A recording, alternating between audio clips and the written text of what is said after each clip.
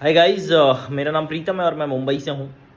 तो अभी कुछ एक दो दिनों से एक वीडियो बहुत ज़्यादा वायरल हो रहा है जिसके अंदर शनिवार वाड़ा के अंदर कुछ मुस्लिम महिलाएं जाकर नमाज़ पढ़ रही थी।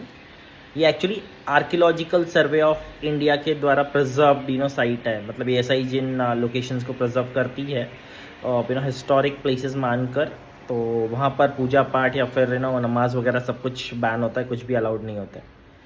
तो अभी आप लोगों को सवाल आ रहा होगा कि यहाँ पर सिक्योरिटी गार्ड्स वगैरह हैं, वो लोग क्या कर रहे थे, क्या उन्होंने रोका नहीं होगा। भाई एक चीज़ बताता हूँ, अभी जस्ट एक साल पहले की बात है। तो मैं ना वी5 ग्लोबल के साथ एसोसिएटेड था और मैं बहुत सारे ना ऑडिट्स वगैरह करता था। उस समय मालबोरो सिगरेट्स की ऑडिट चल रही थी, अक्रॉस इंडिया में कर रहा था और मैं पुणे में था। तो पुणे में जो आपका शनिवार वाड़ा है, तो शनिवार वाड़े का जो आपका गेट है उसके पीछे की तरफ एक शॉप है जिसकी मैंने ऑडिट करी थी। फिर आसपास में एक दो और भी शॉप थे, मालबोरो के जो नए शॉप थे उनके ऑडिट करी थी। और फिर मैंने सोचा दोपहर को 1:30 के आसपास कि चलो यार शनिवार वाड़ा भी देख लेते हैं। बहुत बार यहाँ से गुजरे हैं, पुणे आते समय कभी देखा नहीं अंदर। तो भी ASI archaeological survey of India से जो रिजर्व साइट्स होती है ना, इन साइट्स पे क्या होता है एग्जैक्टली कि हमेशा आप लोग जब अंदर जाते हैं उससे पहले आपको एएसआई की वेबसाइट पे अपने आप को रजिस्टर्ड करना होता है। आपको पता है शॉकिंग थिंग जो मुझे देखने को मिला। अब मान लीजिए कोई भी एएसआई की रिजर्व साइट में या फिर शनिवार वाड़ा में जाता है, कोई डैमेज करता है, कुछ भी करता है, आप कैसे पकड़ोगे? उसका फोटो कहीं कैप्चर हुआ होगा किसी सीसीटीवी फुटेज वगैरह में।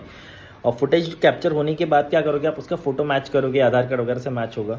लेकिन क्या अगर उस आदमी का what call it Aadhaar card ही आपके पास ना हो, उसके डिटेल्स ही ना हो?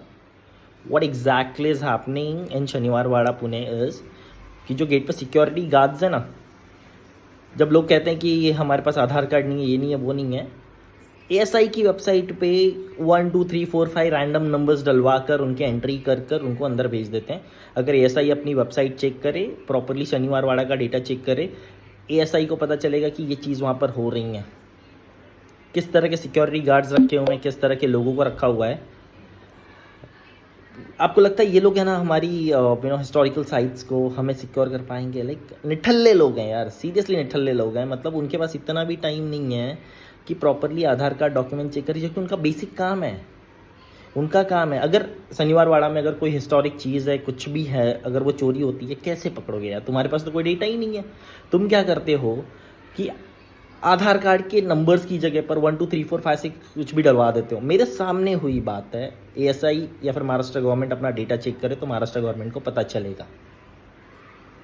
छत्रपति शिवाजी महाराज का, पेशवाओं का बहुत हम आदर करते हैं, क्योंकि छत्रपति शिवाजी महाराज की वजह से महाराष्ट्र है और पेशवाओं की वजह से मराठा जो साम्राज्य था वो आगे बढ़ा, बचा, पेशवाई आई और हिंदुत्व बचा। बाजीराव पेशवा का बहुत बड़ा योगदान है और उसमें बाजीराव मस्तानी का भी, बाजीराव और मस्तानी जो दोनों थे उनका भी बहुत कंट्रीब्यूशन था। तो मुझे ये बुरा लगा था उस टाइम में। मैंने क्वेश्चन भी पूछा था उनसे। आपको पता है जब मैंने पूछा तो उन लोगों की हालत ख़राब, पका गए थे वो लोग कि यार ये क्या क्वेश्चन पूछ लिया इस इंसान ने। ठीक है, पर फिर भी उनका वही काम चल रहा था, दैट आधार कार्ड नंबर की जगह पे 1 2 3 4 कुछ भी डाल दो, प्रॉपर डॉक्यूमेंटेशन नहीं करो, लोगों को अंदर जाने दो। जबकि ये इंदौर में नहीं हुआ। इंदौर में जब गया था अहिल्या भाई होलकर का जो राज पैलेस वगैरह है या फिर बाकी जो हिस्टोरिकल साइट्स है, वहाँ पर प्रॉपर आधार कार्ड देखते हैं, प्रॉपर डॉक्यूमेंट्स देखते हैं। आपके पास आधार कार्ड डॉक्यूमेंट्स नहीं, आप अंदर नहीं जा सकते हो। तो महाराष्ट्र गवर्नमेंट को, एएसआई को थोड़ा इस पर ध्यान देना चाहिए ताकि हमारे जो हिस्टोरिकल प्लेसेस हैं वो सिक्योर रह सकें। जय श्री राम, हर हर महादेव, छत्रपति शिवाजी महाराज की जय, जय पेशवाई।